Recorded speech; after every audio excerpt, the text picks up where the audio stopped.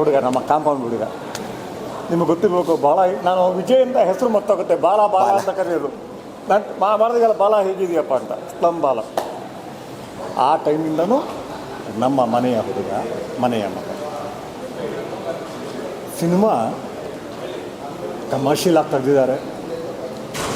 ಜನಗಳನ್ನ ಹಿಡಿದಿಡಬೇಕು. ಯಾಕೆಂದರೆ ಇವತ್ತು ನಿಮಗೆ ಗೊತ್ತು, ಕನ್ನಡ ಸಿನಿಮಾಗಳಿಗೆ ಜನ ಬರ್ತಾ ಇಲ್ಲ. ಬಹುಶಃ ಅದನ್ನು ಹೊಡೆದಾಕೋ ದಿಕ್ಕಿನಲ್ಲಿ ಉತ್ತಮ ಪ್ರಯತ್ನ ಮಾಡಿದ್ದಾರೆ. ನನಗೆ ವೈಯಕ್ತಿಕವಾಗಿ ಇಷ್ಟ ಆಗಿದ್ದೇನು ಅಂತ ಹೇಳಿದ್ರೆ ಸಬ್ಜೆಕ್ಟ್.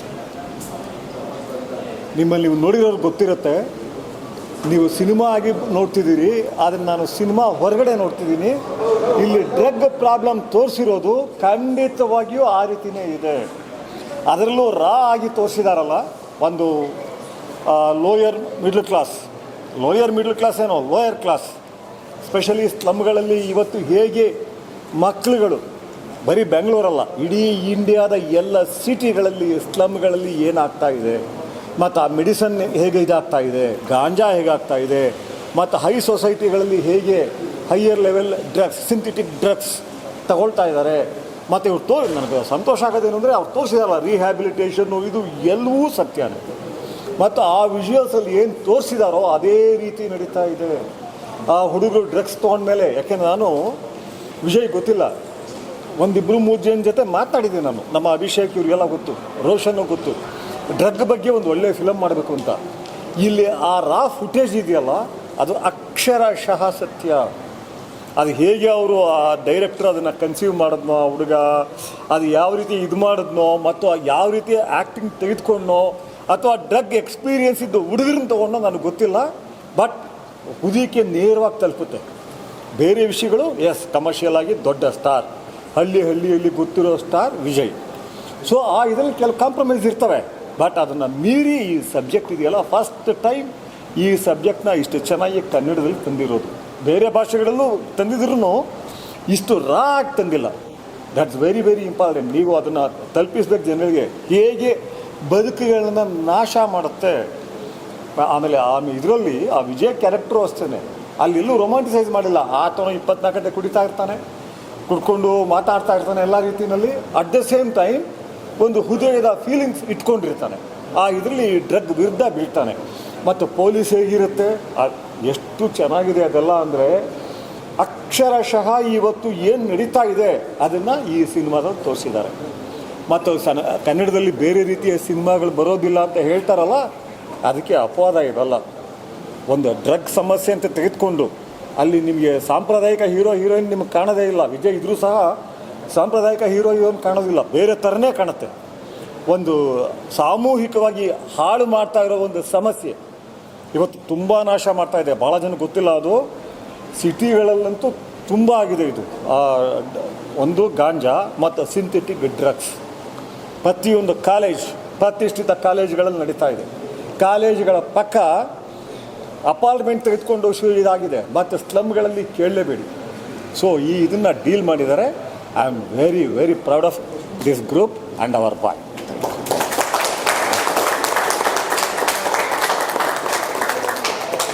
ಸರ್, ಅಂದರೆ ಈಗ ಇದನ್ನು ಇರೋ ಹಾಗೆ ತೋರಿಸೋದು ಎಷ್ಟು ಇಂಪಾರ್ಟೆಂಟ್ ಆಗಿ ಸಿನಿಮಾಗಳಿಗೆ. ಅಂದರೆ ಸಿನಿಮಾಗಳು ಮಾಡ್ತಾರೆ ಎಷ್ಟೋ ಡೈರೆಕ್ಟರ್ಗಳು, ಅದನ್ನು ತುಂಬ ಇಂಡೈರೆಕ್ಟಾಗಿ ತೋರಿಸೋದು, ಪರೋಕ್ಷವಾಗಿ ಟಾಂಗ್ಗಳು ಈ ಥರ ಮಾಡ್ತಾರೆ. ಬಟ್ ವಿಜಯ್ ಸರ್ ತುಂಬ ಡೈರೆಕ್ಟಾಗಿ ತೋರಿಸೋದ್ರಿಂದ ಜನಗಳಿಗೆ ಜಾಸ್ತಿ ಇಂಪ್ಯಾಕ್ಟ್ ಆಗ್ತಾ ಇದೆ. ಆ್ಯಕ್ಚುಲಿ ಬೆಳಗ್ಗೆ ಶೋಯಿಂಗಲ್ಲೇ ಅದೆಷ್ಟು ಇಂಪಾರ್ಟೆಂಟ್ ಆಗುತ್ತೆ. ಅಲ್ಲ, ಈಗ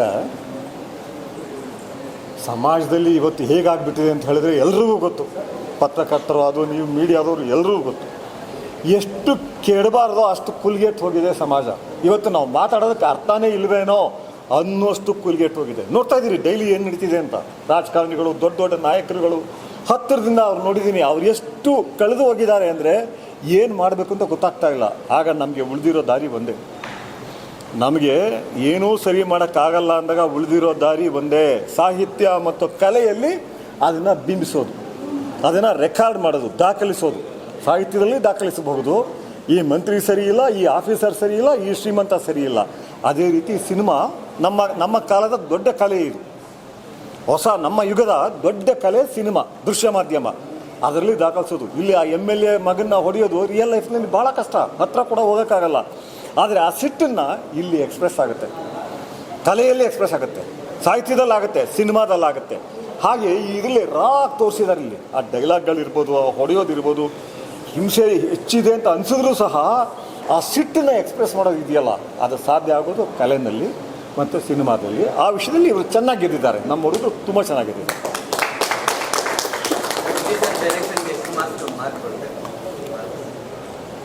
ನಾನು ಶ್ರೇಷ್ಠ ಸಿನಿಮಾ, ಶ್ರೇಷ್ಠ ಸಾಹಿತ್ಯ ಇದಕ್ಕೆ ಅಡಿಕ್ಟ್ ಆಗಿರೋನು. ಹಾಗಾಗಿ ಆ ರೀತಿ ಮಾರ್ಕ್ಸ್ ಕೊಡೋ ವಿಷಯಗಳನ್ನ ಕೇಳಬಾರ್ದು.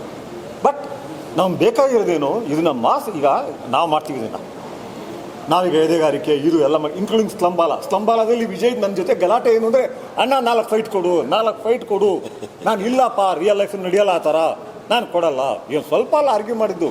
ಇವತ್ತಿಗೂ ಹೇಳ್ತಾರೆ 4 ಫೈಟ್ ಆಗಿದ್ದಿದ್ರೆ ಆ ಕಾಲದ ಬಿಗ್ಗೆಸ್ಟ್ ಹಿಟ್ ಆಗ್ತಿತ್ತು. ನಾನು ಹೇಳಿದೆ ಹಿಟ್ಟಲ್ಲ, ನಂದು ಇದೇ ಬೇರೆ. ಆದರೆ ಆ ಮಾರ್ಕ್ಸ್ ಕೊಡೋದಲ್ಲ. ನಾನು ಹೇಳಿದ್ನಲ್ಲ, ಆ ಸಿಟ್ಟನ್ನು ಎಕ್ಸ್ಪ್ರೆಸ್ ಮಾಡೋದಕ್ಕೆ ಇದನ್ನು ಬಳಸ್ಕೊಂಡಿದ್ದಾರೆ. ಅದು ಎದ್ದು ಕಾಣುತ್ತದು.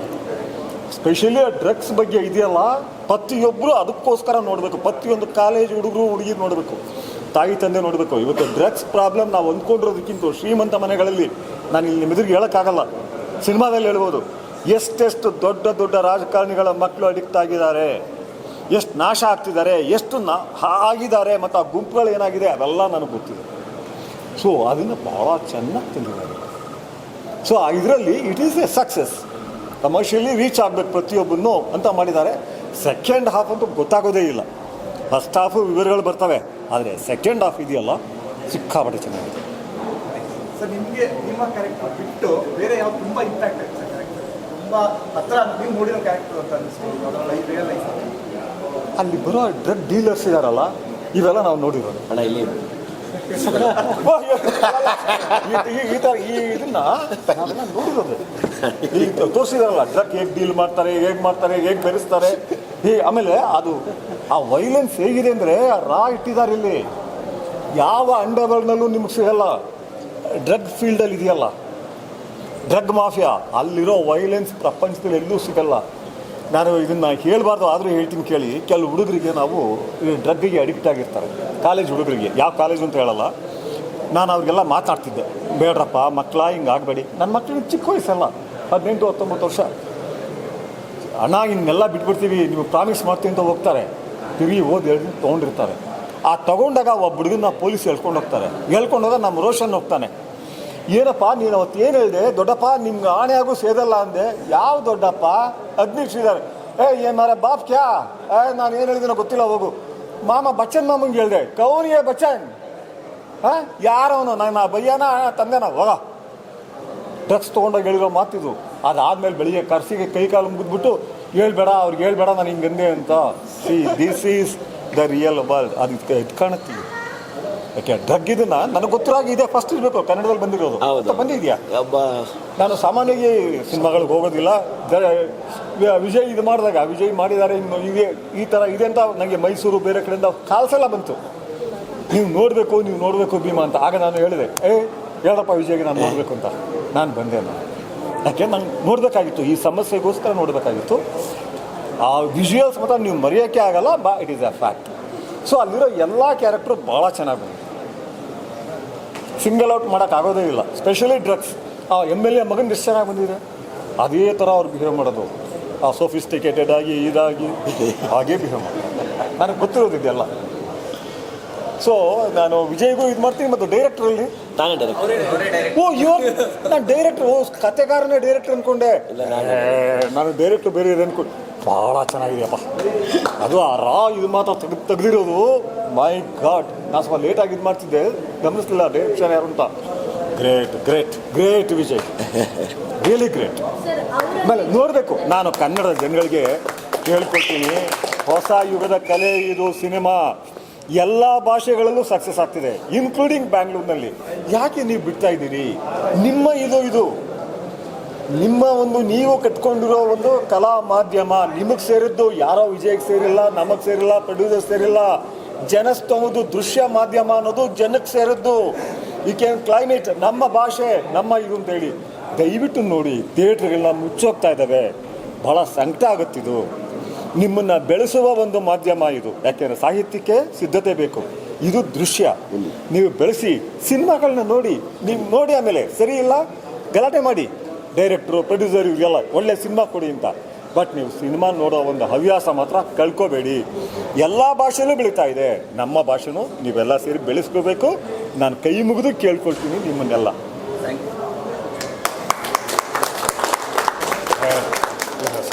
ಭಾಳ ಚೆನ್ನಾಗಿದೆ, ಭಾಳ ಚೆನ್ನಾಗಿದೆ. ಅಲ್ಲಿ ತಮಾಷೆ ಇರ್ಬೋದು. ಬಟ್ ನಾನು ಹೇಳಿದ್ದೆ ಹಿಂದೆ, ನಾನು ಹುಡುಗನ ಜ್ಞಾಪಿಸ್ತಾರಿಂದ ಹೇಳ್ತಿದ್ದೀನಿ, ಜೈಲಿನಿಂದ ಬಂದಾಗ ನಾನು ಫೋನಲ್ಲಿ ಮಾತನಾಡ್ತೀನಿ, ಬಂದಿದ್ಯಾ ಮಗನೇ ನೀನು ಫೀನಿಕ್ಸ್ ಥರ ಎದ್ದು ಬಾ. ಈಗ ಜೈಲ್ಗೆ ಹೋಗಿರೋರ್ಗೂ ಅದೇ ಮಾತು ಹೇಳ್ತೀನಿ. ನೆಕ್ಸ್ಟು ಹೊರಗಡೆ ಬಂದಾಗ ಫೀನಿಕ್ಸ್ ಥರ ಎದ್ದು ಬರ್ಬೇಕು ನೀವೆಲ್ಲ. ಯಾಕೆ ಜೈಲ್ಗೆ ಹೋದವನು ಸಂಕಟ ಅನುಭವಿಸಿರ್ತಾನೆ, ಅವನು ಗೊತ್ತಿರುತ್ತೆ ಏನು ಅಂತ, ಬದುಕೇನು, ಸಂಕಟ ಏನು, ಒಂಟಿತನ ಏನು, ನಾನು ಏನಾದರೂ ಮಾಡಲೇಬೇಕು, ಗಟ್ಟಿ ಆಗ್ತಾನೆ. ಹಾಗೆ ಗಟ್ಟಿಯಾಗಿ ನಮ್ಮ ವಿಜಯ್ ಎದ್ದು ಬಂದಿದ್ದಾನೆ. ಲೇಡಿ ಕಾಪ್ ಮಾಡಿದಾರಲ್ಲ ಗಿರಿಜಾ ವೆರಿ ವೆಲ್ ಇಲ್ಲಿ ಗೊತ್ತಾಗೋದೇ ಇಲ್ಲ. She look so good. See this is that ಇದು ಆ ಸ್ಟ್ರೆಂತ್ ಏನು ಅಂದರೆ ವಿಜುವಲ್ಸ್ದು ಇಲ್ಲಿ ನೋಡುವಾಗ ಎಷ್ಟು ಸ್ಮೂತಾಗಿ ಕಾಣುತ್ತೆ, ಅಲ್ಲಿ ಎಷ್ಟು ಚೆನ್ನಾಗಿ ಮಾಡಿದೆ. She just has lived the role. Masti dialogue writer good good good. ಇದು ಭಾಳ ಚೆನ್ನಾಗಿದೆಯಪ್ಪ. So thank you.